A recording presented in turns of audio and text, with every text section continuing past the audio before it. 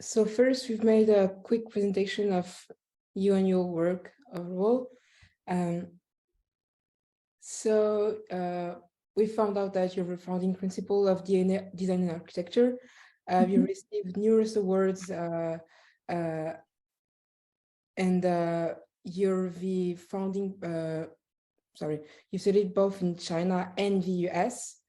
And we also found out that you've worked with OMA in Rotterdam for a while, and that you've engaged excessively in the rural revitalization process in China, especially in Songjiang County, where you've made many projects in partnership with Songjiang County.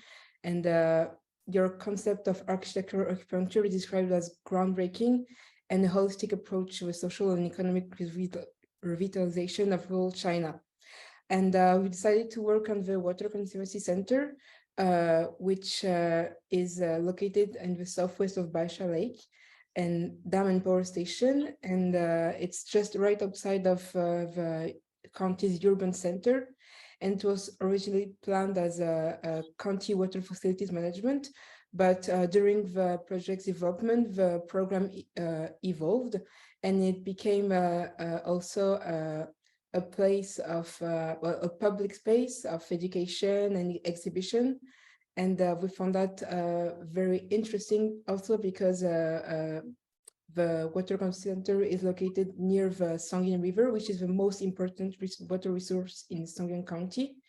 And the entire county has a long history with water conservancy. So it's a big subject for the whole region. If my colleagues want to present the project that they worked on, or I can introduce you. No, you can start with your question. All right. So the first part of our interview was water conservancy in linkage with architectural acupuncture, because in several interviews you've talked about the concept of architectural acupuncture and how you've used it in your projects, especially in Songjiang County, to build a sense of rural self-awareness or cultural confidence.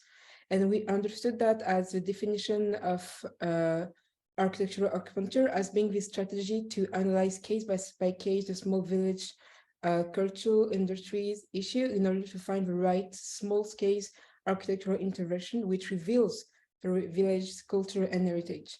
However, the Water Conservancy Center is not located in a precise village, but rather on the outskirts of the urban county center. So it does not cater to a single village heritage, but rather to the whole Songjiang County's relationship with water. And so we wanted to ask you, how do you feel like the Water Conservancy Center takes on this approach of architectural acupuncture? In what ways? Yeah, the acupuncture strategy is actually didn't come up in the first year in 2014. I think that was after a while. Actually, we brought it up after first year working in the rural region, and we learned about the rural context. And then later on, we proposed the acupuncture as a methodology, as a pedagogy, looking into the specific rural issues, right? So actually, it's always a process that learning by doing.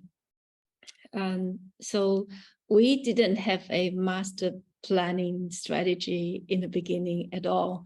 And acupuncture started by looking into each specific village for the I think it was for 2 to 3 years. And then later on, we realized that, rural is not only about the villages, it's also about the agriculture, the land in between. And the rural land is actually the majority of our rural area, and villages only occupy a small portion of the rural region, right, in terms of the land occupancy. So, and then we brought up this idea, after the acupuncture, I would say the first stage was to look into every specific villages. And the second stage we look into these rural land that are not occupied by villages. So actually in the county, in the local planning, these places, their public facilities, their infrastructure planned. For example, we work with the Dushan Leisure Center, which is a visitor center for water sports, also next to Songyin River. So there was also similar to this water conservancy. Both are public programs planned out of the city, but also not inside the village, right?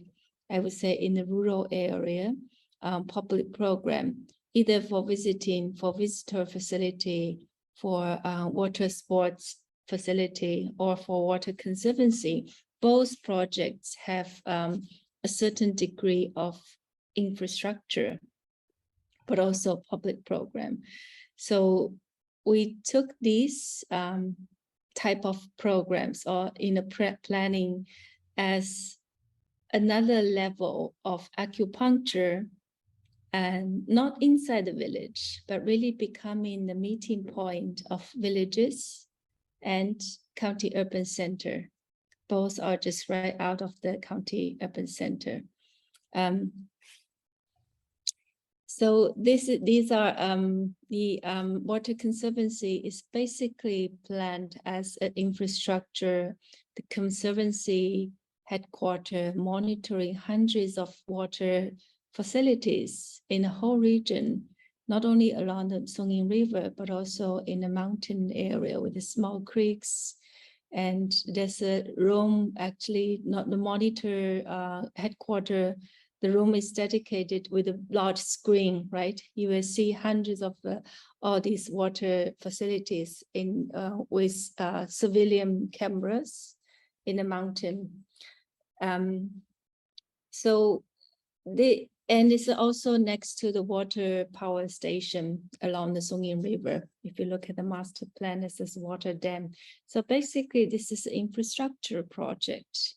But it also, with acupuncture idea, this also becomes a starting point to introduce public, cultural, educational program, and to become a multifunctional platform as a connecting point of urban and rural. So these projects, actually the second, like I said, the second stage of acupuncture is to look into urban-rural linkages, to connect the village with the county urban center as a meeting point, to attract the villagers can visit this place, can use this public facility or for leisure activities, and both the villages and county urban residents can meet here in co-sharing this public facility. And the third stage is to look into the acupuncture projects, cultural projects within the county urban center in these neighborhoods. Also have a degree of culture and history. So that's the third stage. We had the Museum of Poetry and Maritime Center, Cultural Center. Both are small-scale public program, really dedicated to very specific cultural context in its own neighborhood. So these are the three stages. And water conservancy here would be one case representing the second stage of facility or infrastructure in the rural area, not within the village, rather in by the water, just out of the county urban fabric. Yes, I hope this will answer your question. It does. Thank you very much. I'll leave the floor to my colleagues for, well, the same kind of question, but a severe project. Okay, so you worked on 9 abandoned quarries in the rural context of Tiantian province, transforming them into different cultural programs. We already discovered 3 of them, which consist in an open library, a performance venue, and an area for gathering. We found an interview where you were saying that the reuse of these abandoned quarries reconnects the local community with its 1,000-year history and heritage. So the question is, how do you make sure to reveal the real story of a precise village? Does becoming a historian or an anthropologist is mandatory when applying your acupuncture strategy? When we said that the quarry history heritage is dedicated to the a 1,000 years of history, is about the whole region. It's not only one specific village. If you look at the topography, the geotopography of the whole county, it's mostly occupied by rocky mountain, which is very different from the neighbor county Songyang, where with the valley, the flatland in the county center, and mostly more muddy with the mountains. So it's able that the county, Songyang County, was able to grow agricultural crop plantation or tea plantation, right? And it's very typical agricultural county. But just right next to Songyang, this Jingyun County, is very different.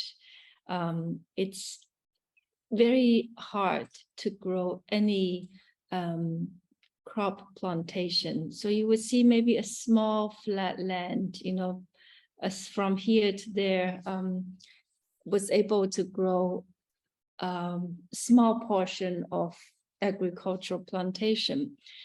But because of the stone, rocky mountain, mostly stone is from the volcano. It's tuff, it's called tuff, right? It's the soft rock or masonry from the volcano. So the county has been relying on this quarrying business, quarrying technique, quarrying production since Song Dynasty, which is over 1,000 years ago. So, and most of the time in the history, only until recent decades, the local villagers start to use machine for quarry, but it was only with hand. I wonder if you ever seen some of the videos. You see how they manually quarry, extract the stone from the mountain and leave and then left these thousands of abandoned quarries actually become the interior space of the mountain. And in this region, most of the people, and in the past history, almost every family has someone worked in the quarry business. So I would say this is identity not only to one or two specific villages, but rather to the whole county area.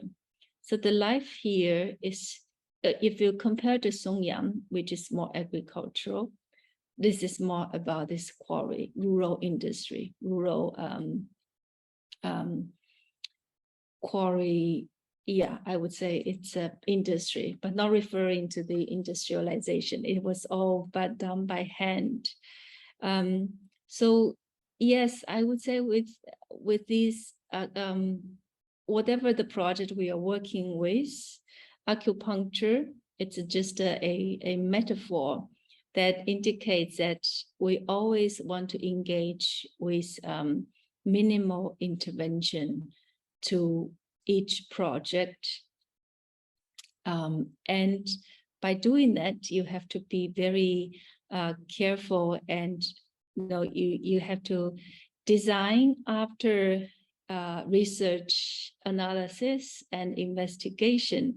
So yes, that gives us the opportunity to really becoming a historian, anthropologist, and I think that's really the very positive, even the most inspiring side of our work in the villages. It's, like I said, learning by doing, but at the same time learning to work as almost like a historian, anthropologist, and it's very rewarding process to understand, to learn more about our original culture and history, but also I think it's taking architecture as a new perspective to look into the world. And yes, and acupuncture, when I say acupuncture, minimal intervention, it doesn't mean that everything is insignificant. It means that minimal, but the most effective intervention impact. So even for water conservancy, it's in the very wild land, the raw land, right? And but the design was based on given this monumental to take infrastructure as a monument. And so it doesn't mean that it's only invisible. Some of the projects, it's working, like the village project is more or less working with village fabric, but the infrastructure project is working with existing context, but really becoming a local kind of even iconic, I would say. And we consider the quarries, even our design intervention is minimal, but if you look at the quarry itself, that's monumental. We take the whole quarry as an architecture or a building. Yes, okay, thank you. I think Cecilia and Jacques can continue with the questions. Yes, thank you. So to follow the end of your speech on the previous question, the rural and urban are crossroad around the topic of education, and this project of the Conservancy Center in particular tackles the subject of the interconnection between rural and urban spaces because of its location, but also because of its program. The center is close to the city, but the Water Conservancy speaks to rural problematics, farmland drought, agricultural irrigation, etc. Locating this project close to the urban center of Songyang country felt to us like a way to also alert the urban resident and bring awareness to a topic that is important to the entire county. In the description of this project, you said that during the project development, the program evolved to become not only a facility to monitoring, but also a space open to the public with spaces for leisure, educations, or exhibitions, all around the topic of water conservancy. You've also said that this project could provide a connecting and interacting platform between urban center and rural villages. So when it comes to rural regeneration, do you think that education is one of the major assets of this project, of this process, sorry? Yes, of course. Education is for everyone when it comes to rural. It's also for myself. I've been learning a lot about our Chinese culture, and I continue to learn. If I'll talk about the project, which I discussed so much with Magali, that I'm totally excited about Tulou, about this even very traditional, non-modern architecture prototype typology. But still, I think, okay, coming back to rural, one thing is that you can always, it's endless. You always discover, explore so much about this local, indigenous culture and wisdom. This is about how people live in this place and for generations, and they develop into not only a culture, it's really an intelligent way of living, how we can live in a specific place. So even by the neighbor counties, Songyang and Jingyun, just different geotypology, geo condition context, they're very different lifestyle, right? One is more agricultural plantation, and the other just 30 minutes driving from each other. Another county, most of the people used to live by this manual extraction of quarrying business, and very hard, very intense labor work. So even these two counties, the local people have very different mentality and characters. And I mean, for us to work with each county, it's a different process to work, to collaborate with them. So one thing is that, okay, Duro can really provide this learning platform, classrooms for everybody. For us, you know, most of the urban residents don't really have a knowledge of how to live in this nature and how the people used to live, you know, based on agricultural in an ancient time. But also there's a different way of looking into building houses, building bridges, right? Building water facilities. And our modern water conservancy facility is so different from the ancient ones. So that's why we take this as the opportunity. Acupuncture is looking into very individual characteristics of the rural villages or different rural locations, or even the urban neighborhoods, right? But each one, if we explore another level of history, culture, or anthropological dimension, it becomes a knowledge, or that has valuable knowledge to share, to educate. So we intentionally took this as an opportunity to engage with every project. Not only the water conservancy is working with the local elementary schools, middle school students as their outdoor classrooms to understand the history of, and you know, not only history, but also modern technique of conservancy. But also our other projects like the tofu factory is also an educational classroom for school students to learn how to make tofu by hand with the traditional technique. Or another cultural project, Hakka Indenture Museum, is also for working with the local school students. So in general, this provides a kind of a different type of classrooms, learning fields for students. So yes, educational facilities, especially for the working with local schools, school children. That was part of the program that we always wanted to introduce to all these projects. Because you think that public or educational space like this were missing from Songyang County? We're missing from everywhere. Okay. From all of us living in cities. Yeah. All these, the traditional way of making tofu, the traditional way of extracting stone manually from the mountain, These are all, and also the traditional way of water conservancy facilities.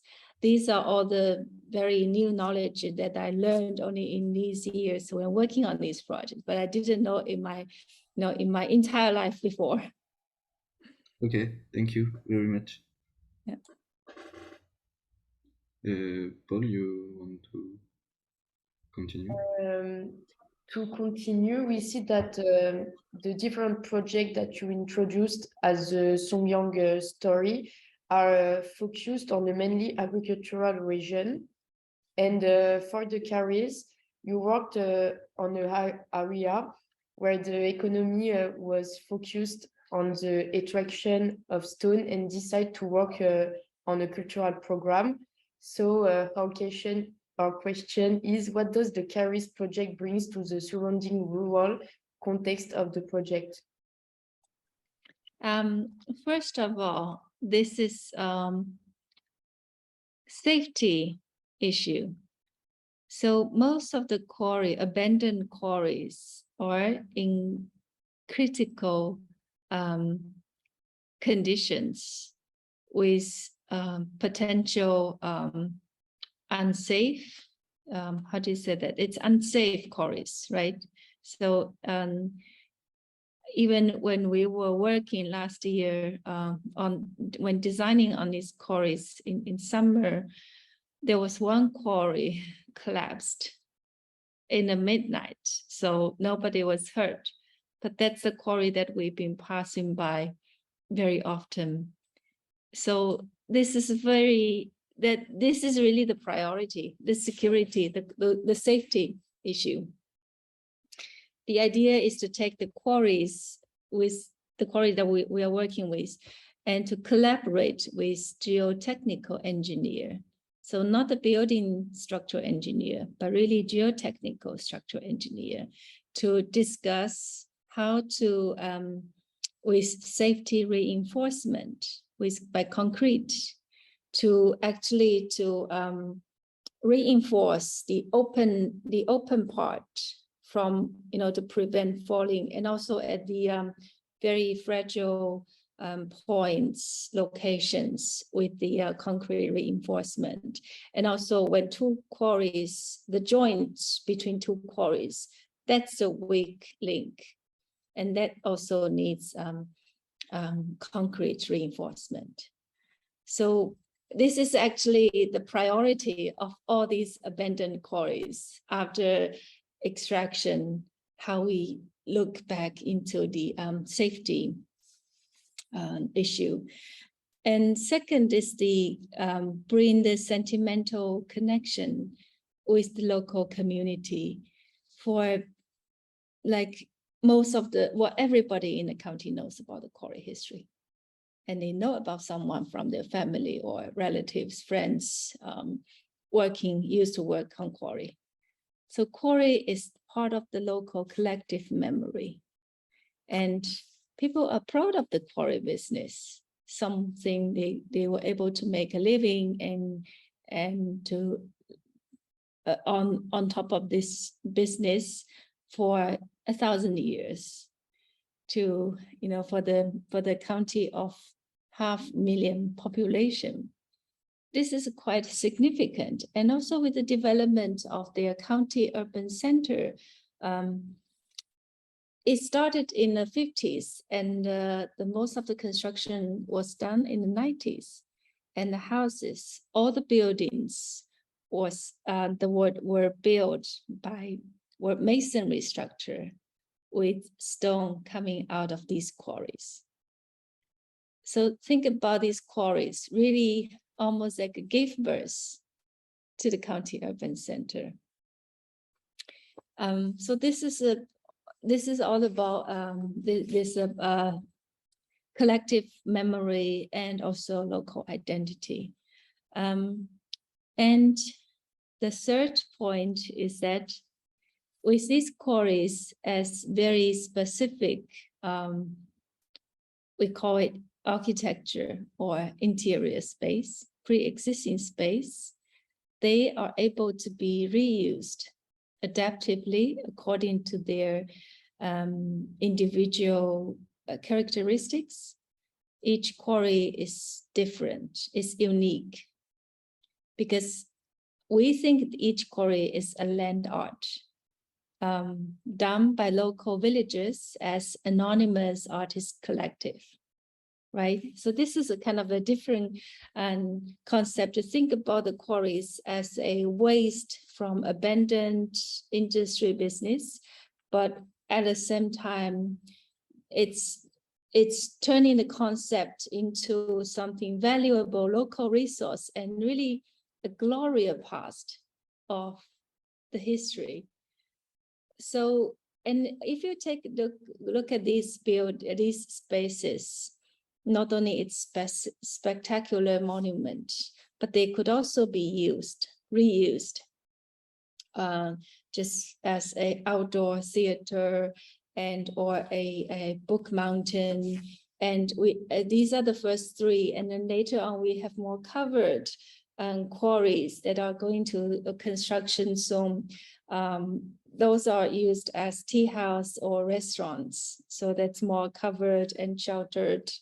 So the program is, each program actually provides new public space, but also bring new economic income. The book mountain, the book mountain quarry number 8 is also used as a cafe.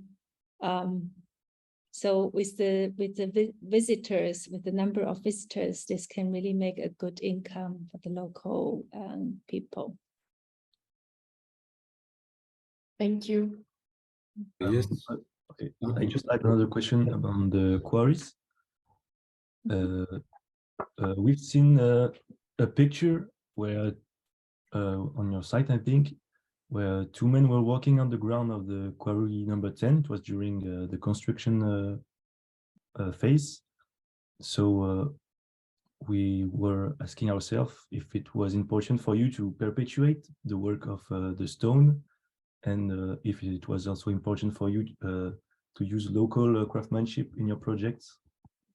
For this number 10, you mean 2 quarry workers, or were they working? Yeah, they were like kind of cutting the stones on the ground. That's actually quarry number 10. Is the program, the function is requested by the local workers. They want to have a stage as a live demonstration or performance of quarry technique. So, and this is something and so that's why we program the first quarry of the whole cluster as the live stage for these workers. Yeah, but the design, if you look at the design, our design intervention is only to introduce a very thin layer, almost like a membrane, a soft membrane by wood and steel framing, to indicate walkways or platforms for activities, for public activities. And that's if you take, I mean, this is really just a traces in the overall space. But the idea is that this is more presented as a new layer of public activities into these abandoned quarries. So to indicate this, already the quarry is transformed into a public cultural space or facility, but also all these steel framing and wood that's actually by bamboo, pre-engineered bamboo panels, or prefabricated in factory.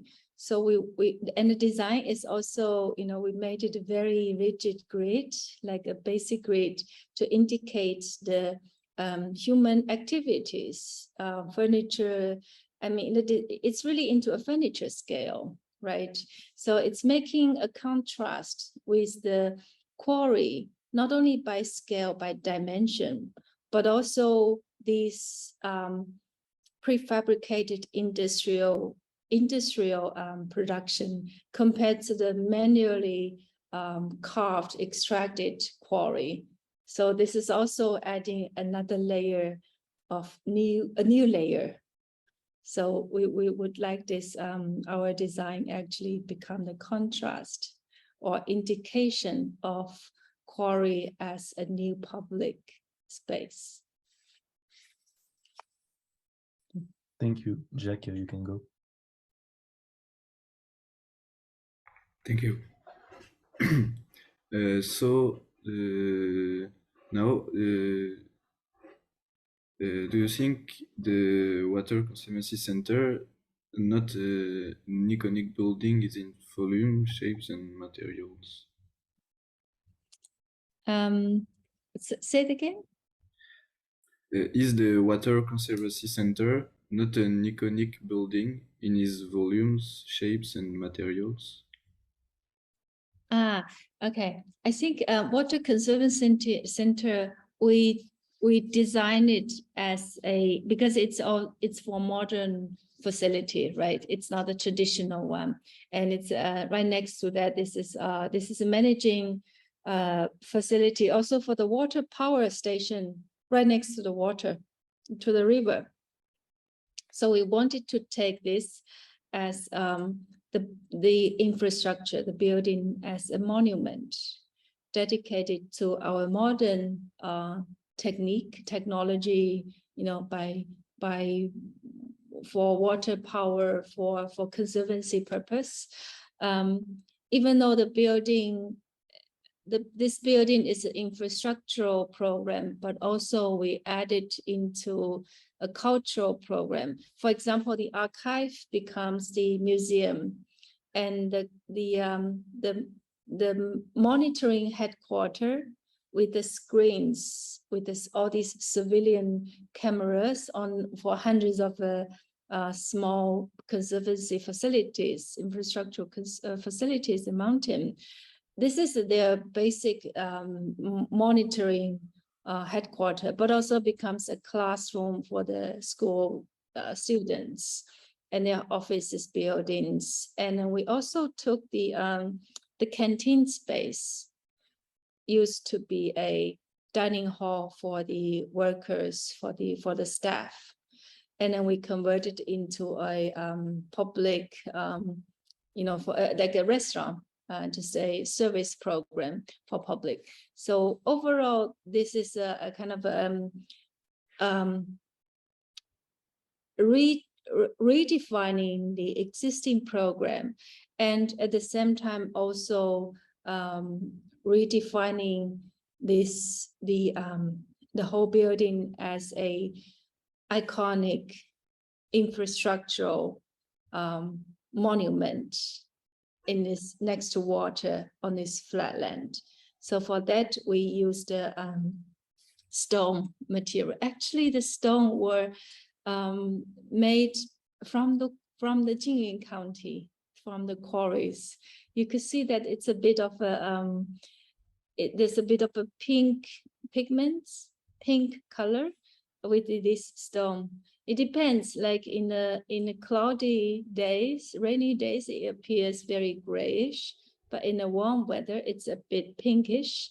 But when you are inside the quarry, when the light comes into the quarry, actually the color of pink or reddish color really was brought up by the light. So it appears very warm. So this stone is actually very, I think it's a bit like the turf quarries in France as well. It's also a bit of pink reddish, but if I think the quarries, maybe the turf quarry in Italy, the color is very grayish. So I think it's also different, yeah. But we wanted to take this the stone, and also it's because it's just manufactured in a neighbor county, and it was cheaper in that way, yeah. And the idea to work, okay, and this quarry, the Water Conservancy, the building volumes. If you look at the building volumes, each one is massive. But also the whole complex is broken into pieces by water. So that really, we wanted to add this metaphor. We have this Chinese saying that the water can really penetrate the stone or the rock, right? You know, the power of water, it's soft, but with time, it can really break up the massive stone or rock. So the Water Conservancy Center, if you look at the building from distance, it's all these monumental infrastructural volumes. But if you get into within the space, the volumes are broken by water. So this is kind of, and this is all the philosophy about water conservancy, how you can work smartly, work with the water in a smart way. The water can really show you the power, right? Yeah. Thank you very much. I maybe had an additional question as to what you were saying. So do you think that there can be a visual storytelling component to this kind of architecture? As in, like, it is trying to tell a story, educate people on the subject through the space and volumes that you've created. Do you feel like it's something that can happen? Yeah, totally. I mean, it's not only about designing of structure, space, material, but I think it has a larger, that architecture can become a cultural message or metaphor. So it's not only to show you the local technique or history, heritage, but also in a way, it's also revealing a certain part of our philosophy of our living on this in this place. And people living in a mountain area like Songyang or Jingyun, with the river, with their local water resource, mountain resource, forestry or agriculture, they have a very different. It's all shaping our culture and our mentality and our characteristics in certain ways. So it's very different from, and site-specific, very different by its own location in different regions. And, or people living in a mountain area, the way of living is also different from the way of living on island. So yeah, I think in that way, we try to take architecture not as, we don't think architecture only ends at discussion of material, structure, technology, or space, or just design diagrams. We think there's more capacity for architecture to become a cultural symbolic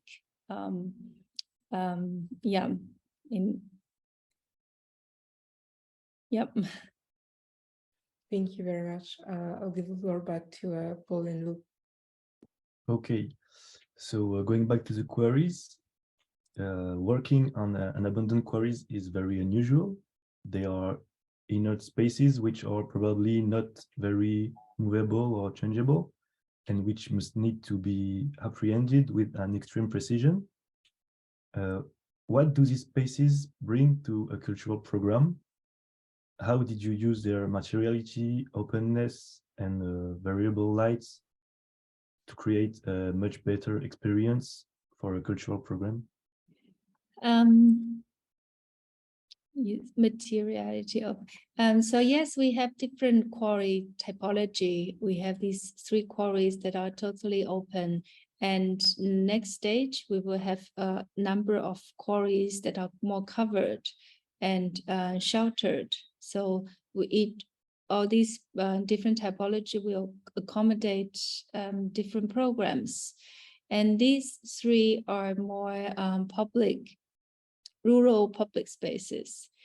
Okay, so I also want to talk about these quarries actually as a reflection for the pandemic. First of all, in the rural area, you don't need a entirely enclosed building for public activities. And if it rains, nobody would come to this very rural space for for performance. And it's very different from our cities. And think about it, in the cities, our schedule is scheduled, right? Our time is very precisely scheduled. Okay, our meeting is here 9 to 10 a.m. But in rural, everything is in the villages. Things, events, what time you gather, what time you visit each other is more spontaneous. So if it really rains, then you just stop the activity. And if it rains, nobody would come into this scenic area at all. So this also brings another, well, like I said, it brings the reflection to the pandemic, how actually COVID was actually impacting the cities more, and a lot of people went to rural. I think it's not only in China, but I also heard in New York, people just escaped from New York City, and I think that's also happening in the European big cities as well. And a lot of people actually find out that living in rural, even after pandemic, living in rural is still very, very intriguing. Maybe this would, the pandemic could also bring a new time or transition for urban residents to move to rural region. And I think it's already happening in many countries around the world. So the quarry brings a new perspective to look into our public space, but also our public activities. Whether this should only happen within the artificial space, like totally indoor, or maybe it could be just become open, and well, we have weather broadcasting technology, so we can always program ahead of time, or to make the public activities more flexible in a way. So in that sense, I also want to argue that not only to reuse the existing space, but whether I think we need to improve the efficiency of our buildings. Actually, if we count the carbon footprint, and actually the public buildings are performing the worst. And the buildings, in many cases, the buildings are empty. They have very low occupancy rate compared to office building, compared to housing. So do we really need that many amount of public buildings? Or our public activities can use public space, outdoor or semi-outdoor public space, instead of making so many new buildings. Yeah, that's actually one of the questions we wanted to raise with this quarry. And also we've been in cities, there's a luxury to build so many public facilities. I mean, it's always considered as a good way, right, to provide more public facilities. But also if you calculate the carbon emission, and these public buildings in the cities are really it has the poor performance in terms of the environmental sustainability.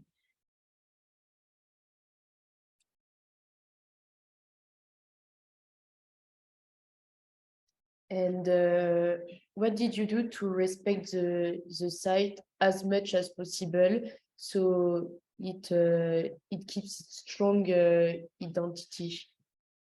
For the quarries? Yes. Our design is very simple. If you look into our drawings, and whenever we touched, it's only this.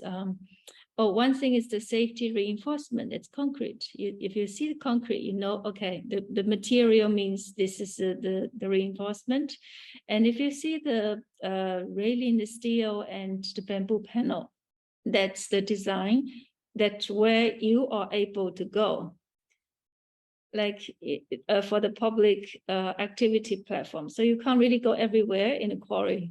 So only the bamboo and steel framing indicates, and these are treated as a furniture scale, indicates a person, a people activity and movement.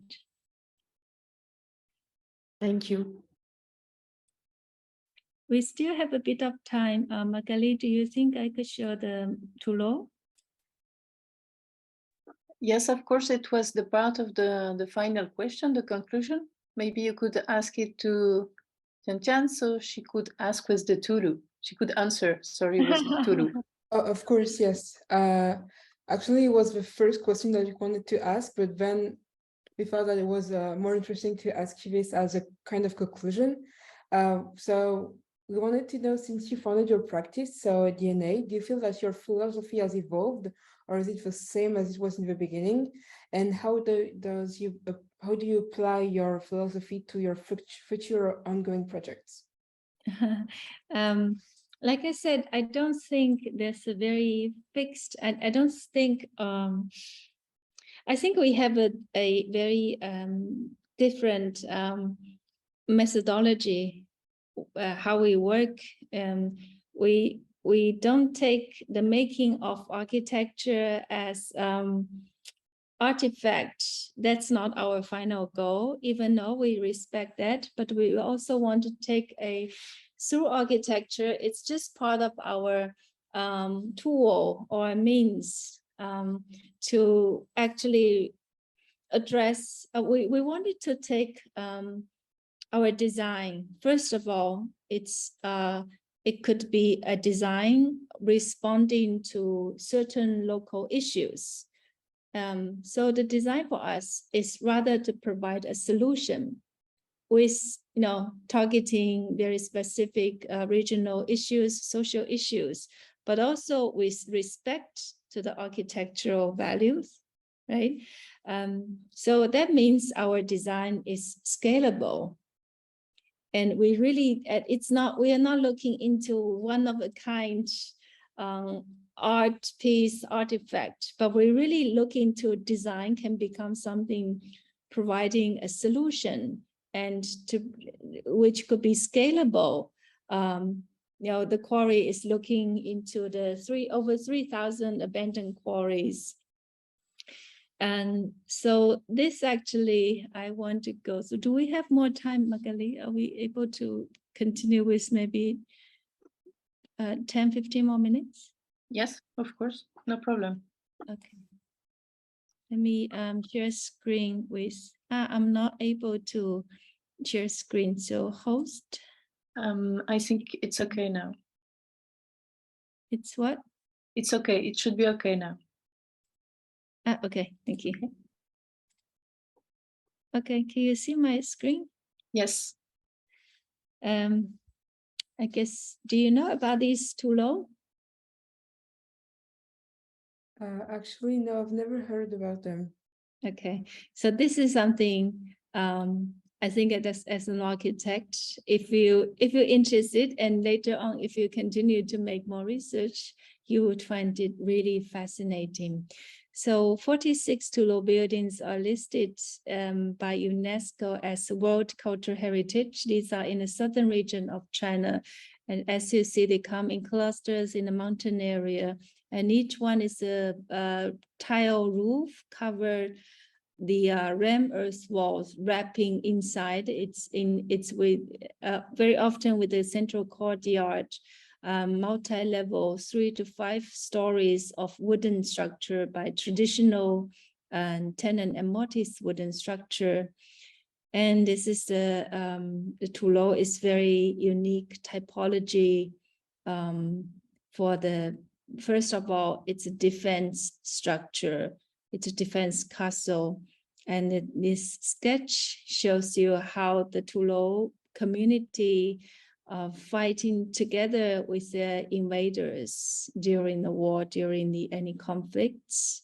And this ram earth wall, normally it could be 1 to 2 meters thick, can really become the protection. And the entire Toulouse very often has only one entrance on the ground level and no other windows. And you could see that windows on the lower level are often very small and become larger windows on the top level. And Toulouse is also for collective living. Toulouse used to accommodate over dozens of families, or over 100 or sometimes 200 of families within this Toulouse building. Like I said, within the ram earth wall enclosure, it's a traditional wooden tenon and mortise wooden structure. So for Hakka people, for local indigenous Hakka people, normally they have the central space as ancestors hall or public program, just a communal program. And each family is taking up a role, right? This is by a wooden structure. But for Hakka people, each family doesn't have their individual stairways. They share. So each Toulouse will have normally 4 stairways, maximum 6. We have seen one with 6, but normally it's coming with this 4 stairs. And there's also Toulouse for local Minnan people. So that Minnan people, and you can see that Minnan people, the Toulouse, okay, this is also different units, one entrance, and then the ancestors hall is really straight facing the entrance. And each family is taking a unit with their internal circulation, stairs, walkways. So in that case, it's more like our modern row house buildings. And each unit has its internal courtyard. This drawing shows the single unit with their internal staircases, 3 or 4 stories. And each family would have their own internal courtyard as well. So this was all done by, and you could find from this book, Fujian's Toulouse, by historian Huang Hanming, who's over 80 years old, and who's the expert on Fujian Toulouse. Okay, so now it's the story. Besides the 46 UNESCO World Cultural Heritage, there are thousands of abandoned Toulouse buildings in the region with local residents. Many of the local residents moved out and built their individual family houses by the land policy since the 60s. So we wanted to use, to take these adaptive reuse of these abandoned Toulouse to look into different issues. And each Toulouse, like acupuncture project, is dedicated with a new public cultural program, really based on its own local identity, local heritage, to give it a new public program, and to take Toulon as the new local identity, but also to revive the rural regions. So we want to argue that Toulon as collective living, maybe the living program is not functioning, not entirely functioning entirely these days, but still these buildings can become public program and can still be performative. So we work with these two Toulon buildings. Each Toulon buildings has, most of the spaces are vacant. One has 11 families, the other one has maybe 6 families still living here. And that's the current condition.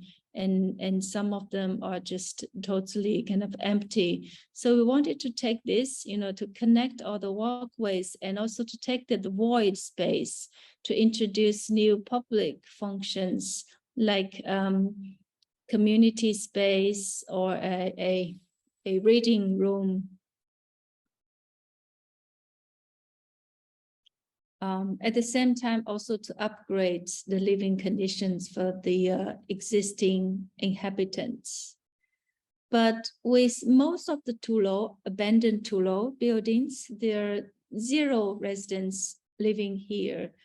This Toulon was burned down by fire about 200 years ago. Yes, 180 years ago by the Heaven Kingdom. There was a rebellion of farmers in southern China. And so we're not going to rebuild everything of this Toulon, but rather take this leftover space as a new rammed earth structure space, a rammed earth cultural workshop, cultural center.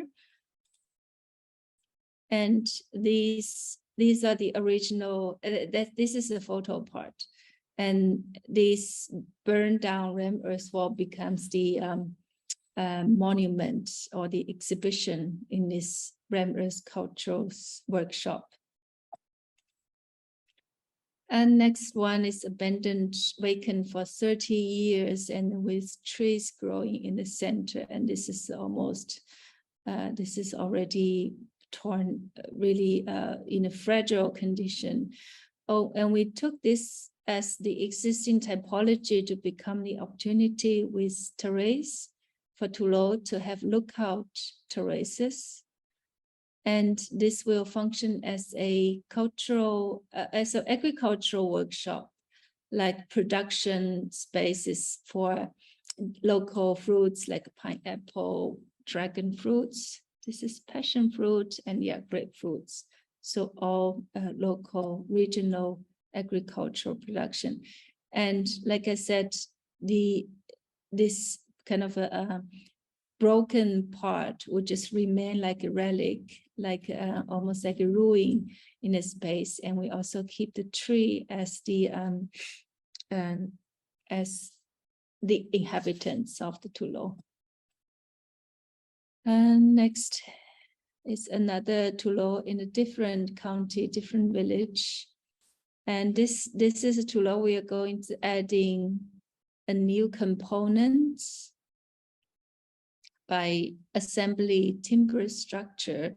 So this will become a visitor center, also a porcelain workshop with this national historical site, a porcelain site close by. So this becomes a visitor center for this local cultural heritage. Actually, the porcelain used to make this, I think it's called Clara porcelain.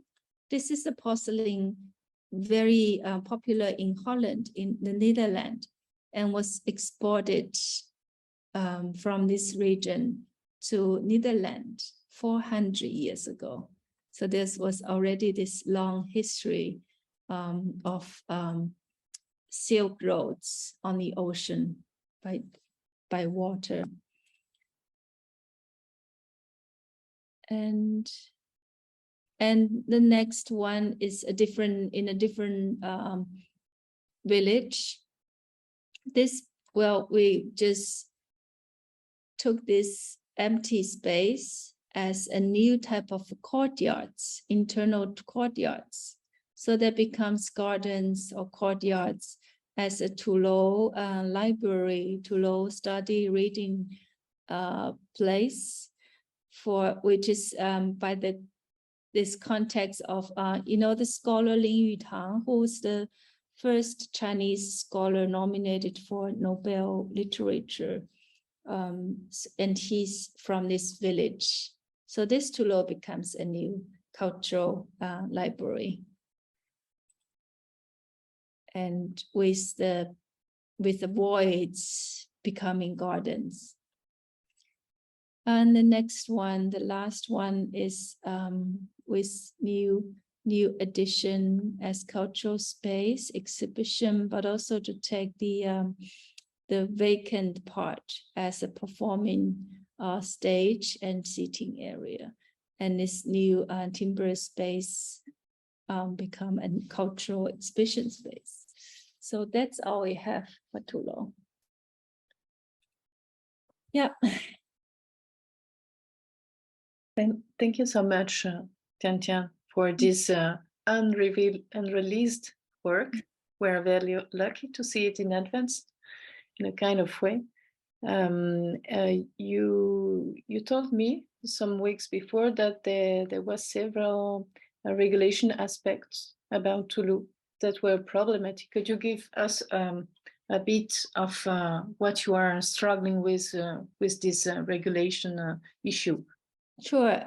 For Toulouse, and because it's a traditional building typology, and it's not like our modern building where we have a steel or concrete, the material is you can calculate for the structural performance.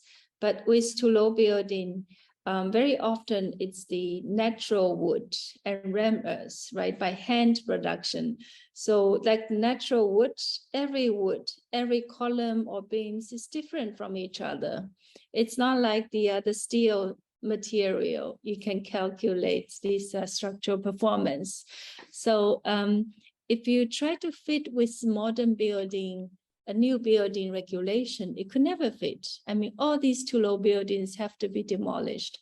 So we had to go, but there was also no, for the historical buildings, it's always the preservation code. So there's nothing in between. Nothing to say that, okay, the Toulouse buildings, it could be with something in the middle, a regulation that can apply to Toulouse building converted into a modern public facility. So it shows that our regulation is really dividing tradition and modern, into two different directions. So, and our whole idea to work with it, I mean, normally if you try to work with ram earth building and its Toulouse, well, I guess you would introduce a lot of steel structure. And then they would totally demolish the whole wooden structure. Actually, the Toulouse would be something very different. So the idea is that we are trying to fight with the regulation to really bring the two regulation coming to a certain point. So the Toulouse buildings can still become functional public facilities as community center, as different public cultural programs. But also we wanted to bring a discussion that our modern architecture is too arbitrary to say what's modern. I mean, it started with the, how do we define our modernity? And how, I mean, do we really have to exclude all the traditional buildings away from the modern definition? right? I think it's like how we define our programs: architecture, landscape architecture, interior, decoration. But in a rural place, we, as a designer, you just work on with everything together. We have to learn about landscape design as well. We have to learn about preservation as well. So I think with Toulouse building, we wanted to bring our discussion not only we continue to make endless new buildings, ignoring the climate challenge. But maybe we should look back to these traditional buildings are very often the most sustainable buildings. And these Toulouse buildings can stay there for up to 700 years. There's a potential to work with these existing buildings with adaptive reuse. Okay, thank you so much. Do you prepare a conclusion for students? I think our conclusion was the last question Cecilia asked. Yeah. But just to thank, maybe we just thank Shu Tiantian for her time. We all thank you so much for your clear